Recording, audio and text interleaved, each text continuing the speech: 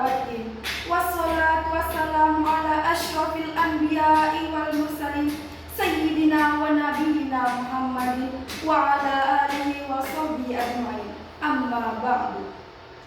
Puji syukur kita panjatkan kepada kehadirat Allah Subhanahu wa Ta'ala yang telah memberikan kita nikmat pada hari ini. Kita bisa berkumpul dalam rangka lomba pidato. Tak lupa pula salawat serta salam kita curahkan kepada Nabi kita, Nabi Muhammad SAW, yang telah membimbing kita ke jalan yang terang benderang. Saya di sini akan menyampaikan pidato tentang 5 tips etika bermedia sosial dalam Islam. Berikut adalah beberapa etika yang harus diperhatikan dalam menggunakan jejaring sosial. Pertama, jadikan sebagai sarana untuk menebar kebaikan. Informasi yang disebarkan di media sosial sedikit banyak mendeskripsikan kejernihan akhlak penulisnya. Mereka yang memiliki pandangan menyebarkan manfaat melalui tulisan dan berwawasan luas tidak akan tergesa-gesa dalam memposting berita. Ladang pahala justru akan mengalir apabila setiap hal yang kita berikan berhasanah Islam dan menebar faedah. Layaknya seekor lebah yang hanya akan mencari madu. Jika insting kebaikan kita terpatri, indera kita tidak akan tertarik untuk menciptakan hal-hal atau tulisan yang menimbulkan fitnah. Kedua, mengingat hisab atas segala perbuatan. Menyadari sepenuhnya akan adanya hisab atau perhitungan atas setiap detail yang kita perbuat dapat menjadi pengontrol utama dalam mengendalikan perbuatan. Akan ada hari akhir di ujung kehidupan dunia yang menjadikan manusia sadar akan keterbatasan usia yang dimilikinya.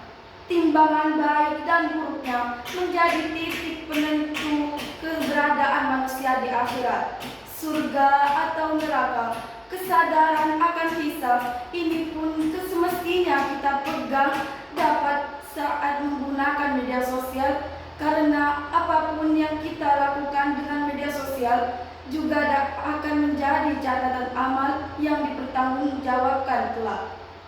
Ketiga, lakukan cross-check sebelum berpendapat atau tabayun. Apabila berita yang ditampilkan hanya mencari popularitas dan like dari pembaca tanpa mengindahkan kebenaran dan fitnah yang akan ditimbulkan, hal ini bisa menjadi awal kesalahpahaman.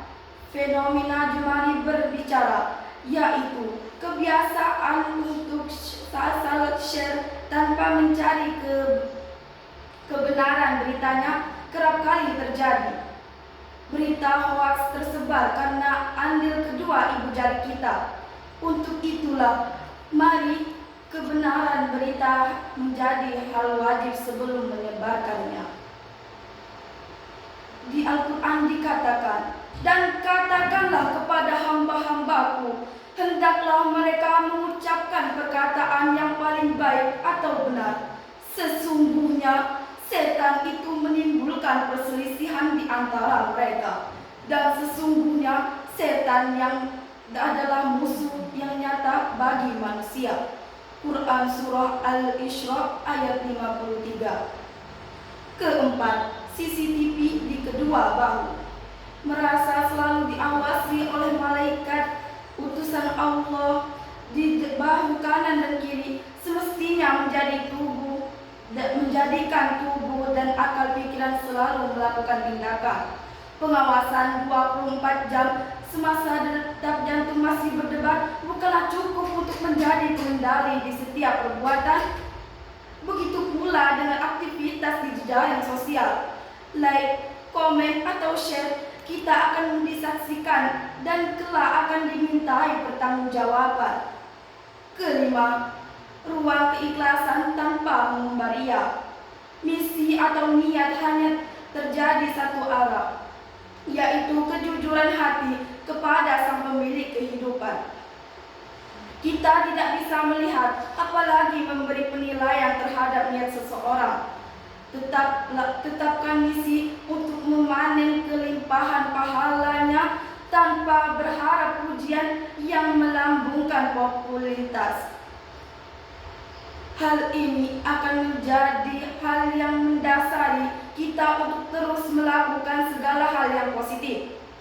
Dengan tetap memperhatikan kelima etika ini, menggunakan media sosial ini, diharapkan persaudaraan akan terjadi walaupun hanya di dunia maya.